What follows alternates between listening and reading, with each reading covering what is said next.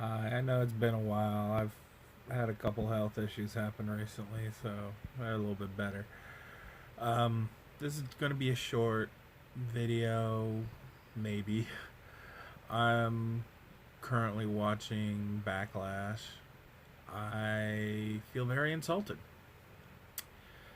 Um, yeah, I'm very insulted with what's going on. I have it currently paused on my computer right now during the Edge and Orton match, but yeah, I'm very insulted about what they're doing here. Put it plain and simply, not a single thing has happened tonight. No storylines have been moved forward, no title changes, which, going in, I never expect title changes anymore with the WWE for a pay per view, for a normal pay per view. Maybe for a SummerSlam or WrestleMania or something. Not for a normal pay per view nowadays. It's kind of status quo, and I want I I had to post something now because I am very insulted, and it's not about retaining her title or anything. It's how things are happening, and it makes no sense. Um, Oscar retaining on a count out, that's ridiculous. I just it's the dumbest thing they could have done. It doesn't resolve the feud, it doesn't push the storyline along. It does nothing except guarantees at Extreme Rules that there's going to be another match between Asuka and Nia Jax, some kind of like no DQ hardcore type match, or hardcore, because it's WWE, you can't really do hardcore anymore. But yeah, that doesn't resolve anything. The Lashley Drew McIntyre fight doesn't do anything. Doesn't push the storyline along, doesn't do anything. The only thing we may see from this is, like a tables match or, something along those lines. But yeah, that doesn't do anything. The Braun Strowman match was a joke. It was a joke going in, it's a joke going out. The women's tag team match. I didn't think they'd lose the belts. I mean, seriously. I have a feeling they're looking to put Nikki Cross and Alexa Bliss into a rivalry, so they weren't going to win. I half expected them to start the rivalry off tonight, but they really didn't. They didn't do anything, really. Again, pay per view where nothing happened. The one that really got me angry is okay. The Raw Tag Team Champions are the Street Profits, right? They haven't defended their belts in an actual match for over a month. They didn't. I don't think they defended them at WrestleMania, so this could have been longer. What have they been doing? These stupid skits with them. So, let's have a golfing competition. Oh, okay. Well, just dumb stuff. And they spent a good, 20 minutes on some kind of ridiculous comedy, cinematic backstage brawl that didn't do anything, didn't mean anything. And it was freaking racial as fuck. And if you want to know what I mean the whole Tozawa deal. Oh, they're ninjas riding motorcycles. Oh, yeah. This feels like a McMahon special. Let's just throw everything out, do everything at the last minute. Oh, yeah. And let's put some racial stuff in there. Thank you, Vince McMahon. If it wasn't him, it was someone else that's close to him. I guarantee it.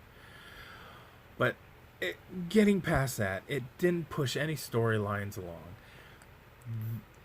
They need to stop treating the tag division like jokes.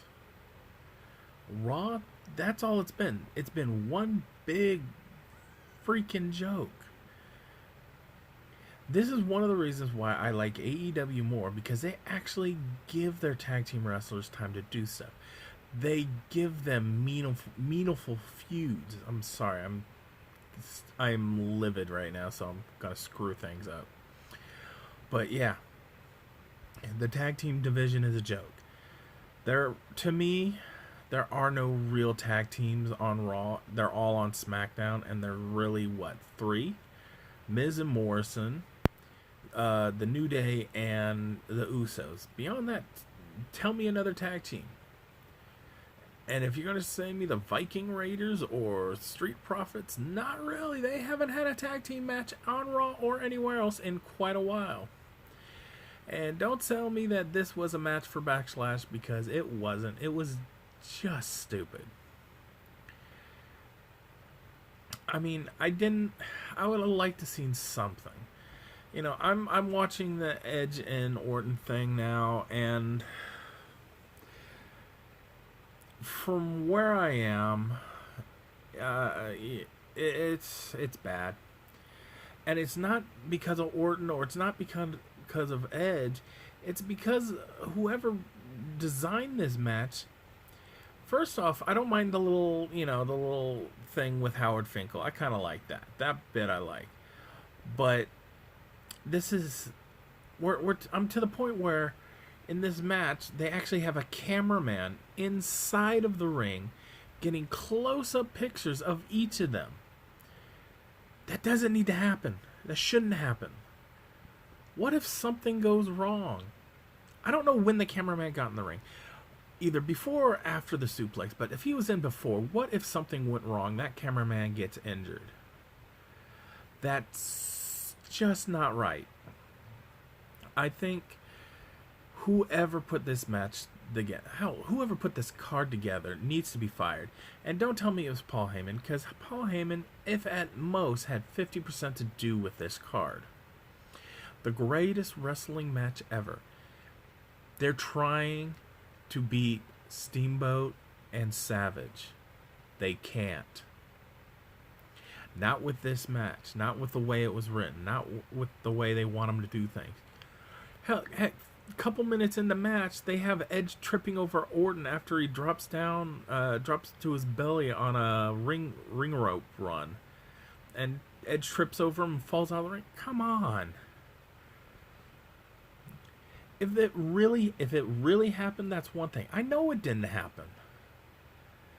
The brightest thing so far I can take away from this, I mean, I probably got another 20 minutes, maybe less, in this match with Edge and Orton.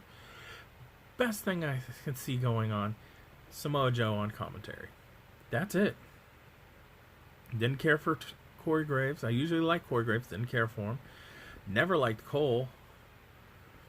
Byron Saxon I've never liked. And Tom Phillips, he's okay, but still, it's not what it should be. It should be something a lot better. WWE likes to say they're the big leagues. They're the thing that everyone should be inspiring to. Not after this show. I mean, I'll take the worst show AEW has done, period, over this. I am very angry. I wish I wasn't. I wish, I am one of those Attitude Era guys. I grew up in the Attitude Era. I grew up with DX. I grew up with The Rock. I grew up with Awesome. And truthfully, I sometimes wish we had that back, but I can understand. I understand how it is. We're in a society now where they are very, very sensitive. If you say one thing that someone in the society doesn't agree with, oh, you're being a bully. Well, too bad. I'm going to speak my mind. I'm going to say what I thought. That's what I'm doing now. When I started this channel, that's exactly what I said I was going to do. I am very upset with how this pay-per-view has been handled. I am upset with that you pay, the WWE subscription, and you're paying, you get these pay-per-views, and you're paying thinking you'll see something. And this This is almost bad as Stomping Grounds a couple years ago. Don't get me wrong, Stomping Grounds, you can't beat how bad that show was. But this show, it's pretty freaking close to me. And it's not like they didn't have stars. I mean, yeah, they don't have Roman Reigns. Okay, I've gone over that. I think I've gone over that a couple times, but you know what? Good for him. He's taking care of his family.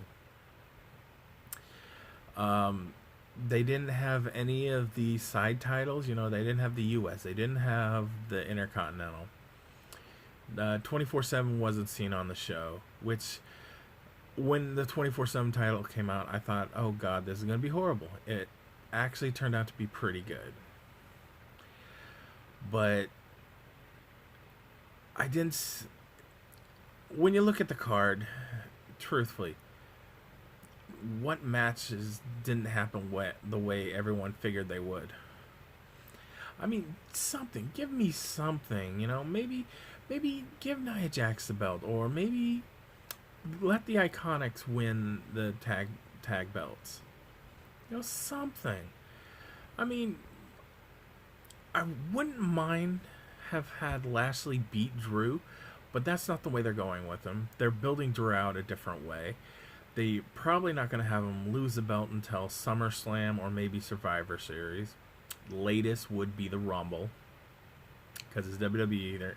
They got to do something. But yeah, I didn't see that. I didn't see Miz or Morrison beating Braun Strowman. How the hell they put that match together? They must be really strapped for guys right now if they had to bring those two in. Because, I mean, it really doesn't make sense. I think Braun Strowman is going to hold the belt until Roman Reigns is ready to come back, which could be between 3 and 12 months. That's how I see it. Yeah. I'm so upset that they didn't do anything. I'm going to finish watching this Edge and Orton match. I mean, another big issue I'm having with this match is they're piping in crowd noises.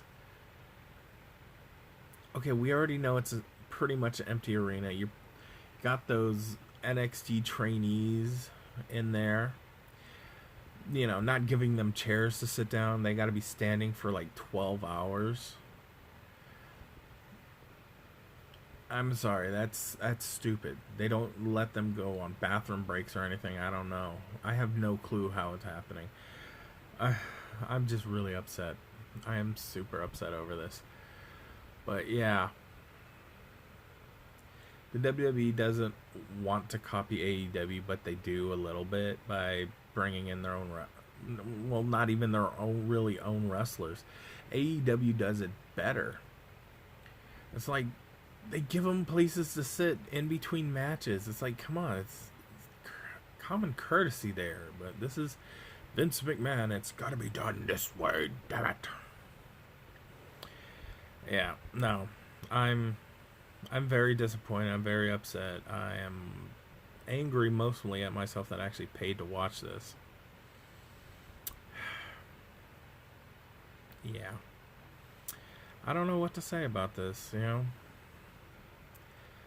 I was hoping to, you know, come back tomorrow and do a video about NXT Takeover, which I will be doing that video. But yeah, don't want to get into that right now.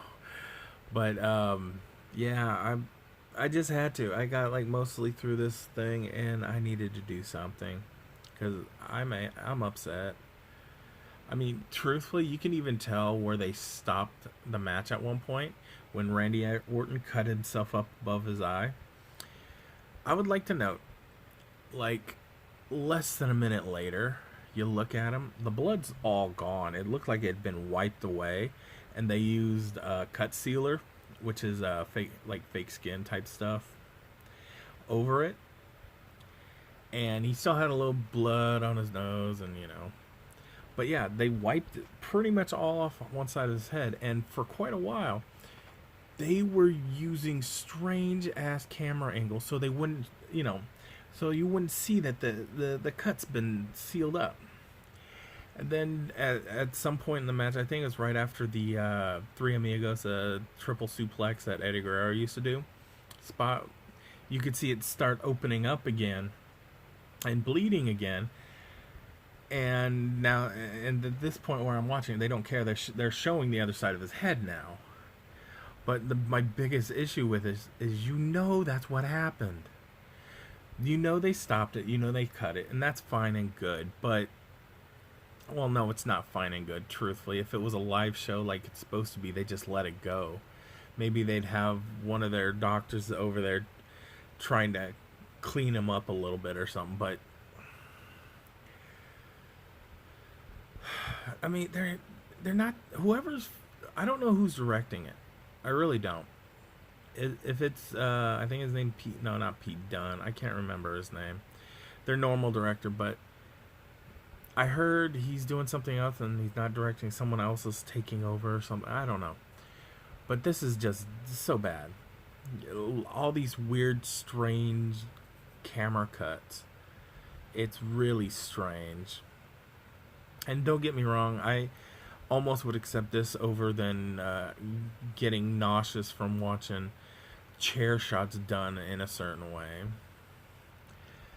And putting the Randy Orton Edge match in the main event, I think was not the right move. But you know what? I have a feeling that if they wouldn't have done that, everyone would have turned it off. If this would have been the third or fourth match, or even earlier, like the second match, people would have shut it off, because truthfully, what was going to happen on the rest of the card pretty much. Okay, I vented. Went a heck of a lot longer than I thought it would. Truthfully, I could probably finish this final match by the time I'm done with this video. So, if you like it, cool. If not, deal with it. Bye.